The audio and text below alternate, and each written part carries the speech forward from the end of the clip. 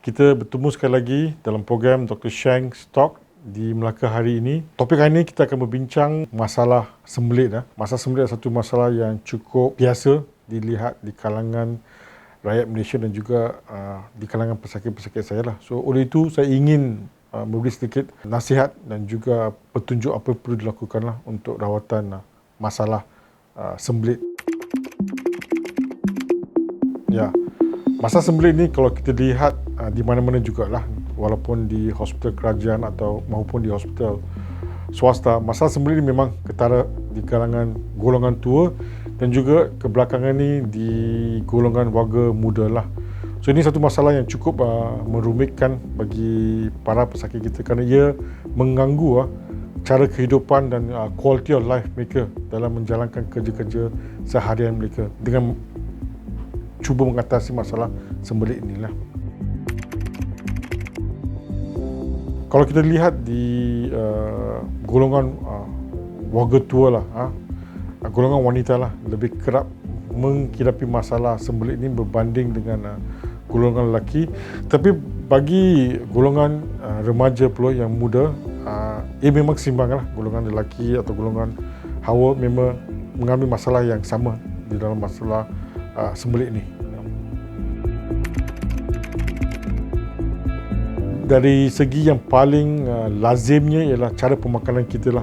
Pemakanan diet kita yang kurang bersirat, kurang meminum minuman yang secukupnya, anda sembelit disebabkan masalah diet kita lah. Juga masalah hormon kita, masalah endokrin bagi pesakit-pesakit mengalami masalah kencing manis akan mengalami masalah sembelit di mana usus akan kurang bergerak disebabkan kencing manis yang tinggi. Pesakit-pesakit mengalami masalah hormon hypothyroidism di mana kandungan hormonnya yang kurang boleh menyebabkan masalah sembelit. Dan juga ubatan-ubatan yang kita makan seperti setengah-setengah jenis ubat darah tinggi, ubat antidepressants dan juga ubat-ubat kemoterapi boleh menyumbangkan kepada masalah sembelit ini. Juga menyumbangkan kepada masalah sembelit ini ialah bila ada kemalangan berlaku di tulang pinggul urat saraf yang menyumbang kepada motor dan sensori ke bahagian usus bawah tangkai rektum tu, dan juga masalah yang paling ketara lah kanser korektal boleh menyebabkan seseorang tu merasa sembelit. Tapi yang paling terbaru masalah sembelit ini di golongan wanita di dalam umur 60-an di mana mereka disebabkan oleh kesan-kesan otot yang lemah di bahagian rektum setelah mereka melahirkan anak bila usia muda mereka. Ini menyebabkan urat sensasi, urat motor dan otot-otot di bawah sana kendur, dan ini menyebabkan pesakit-pesakit ini di golongan wanita lah dalam usia 60-an 70-an. Masalah sembelit ini boleh dikategorikan dalam satu sindrom lah, kita panggil dalam bahasa Inggeris obstructive defecation syndrome, ODS. So masalah sembelit ini satu masalah yang cukup rumit. Cara mendiagnosnya pun cukup rumit sebab dia ada beberapa banyak sebab. Ingat, bukan semua jenis masalah sembelit dikaitkan dengan diet kita yang kurang makanan bersirat atau minum banyak air. Sebab masalah sembelit lebih daripada itu. Kalau kita melihat dari segi definasi sembelit ini, bila anda terpaksa benaran atau lebih daripada 25% dalam masa seminggu, atau anda membuang najis kurang daripada 3 kali dalam masa seminggu, atau anda membuang najis mirip najis itu bagaikan ketulan tai kambing, atau anda menggunakan jari anda untuk mengeluarkan najis di bahagian tubuh anda, atau anda merasa tidak puas hati lebih daripada 25% dalam masa seminggu itu dalam membuang najis itu. So kriteria sembelit ni memang cukup banyaklah kalau anda difahamkan. Tapi bagi para penonton, bagi saya untuk memberi lebih sedikit pemahaman, jika anda terpaksa mengeluarkan najis dengan menggunakan jari, itu satu tanda yang tidak baguslah. Maksudnya satu tahap yang cukup ketara. Atau anda tidak rasa kepuasan bila membuang najis, itulah sesuatu tanda-tanda yang tidak baik dan anda perlu memberi sedikit perhatian lah.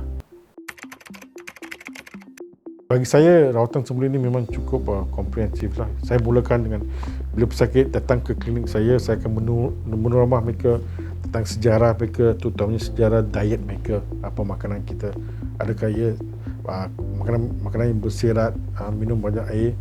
Yang keduanya, saya akan memeriksa bahagian abdomen mereka, merasa ada apa-apa ketulan di abdomen mereka, membuat ujian darah endokrin khasnya seperti thyroid, darah hormon, kalsium, kencing manis, dan juga kebiasaan saya akan melakukan menggalakkan mereka lah untuk membuat ujian endoskopi, kolonoskopi lah untuk mengetahui apa masalah sebenarnya dalam usus. Kadang setengah-setengah orang boleh sembelit sebab masalah buasi yang besar, boleh sembelit. Dan juga paling mustahak dalam sembelit ni, di golongan warga tua kita nak mengelakkan masalah kanser kolorektal, sebab ia masalah kanser kolorektal ni boleh menyumbangkan kepada masalah sembelit ni. Selain daripada itu, CT scan juga secara non-invasif untuk mengetahui ada apa-apa masalah ketulan dalam yang boleh menghimpit usus besar kita, menyebabkan sembelit. Dan seperti saya katakan, untuk pesakit-pesakit yang saya rasa ada masalah obstructive defecation syndrome, kita akan melakukan MRI tifografi. Apakah MRI tifografi ini? Ia satu MRI yang khusus untuk otot-otot di bawah tulang pinggul kita. Kita akan memberi sedikit pewarna untuk menggalakkan mereka cuba membuang najis dan menangkap pergerakan otot-otot di dalam MRI ini. Ini satu prosedur yang cukup dynamic. It's called, dia terpanggil MRI tifografi. Itu caranya lah. So, apakah yang kita dapat mengetahui daripada MRI tifografi ini?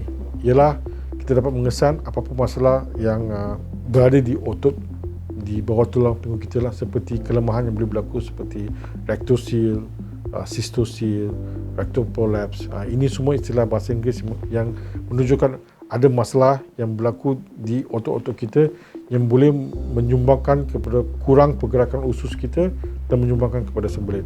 Ini cukup rumit. Sebab tu kita terpaksa membuat MRI tifografi ini untuk mengesani. Lagi satu, masalah sembelit ini boleh kita gunakan ialah kita gunakan apa tu? Anal manometry lah, mengesan tekanan pressure di dalam otot-otot kita, dan kita boleh mengetahui apakah masalah sebenarnya yang berlaku di otot kita lah. Lagi satu yang saya ada tu endoanal ultrasound.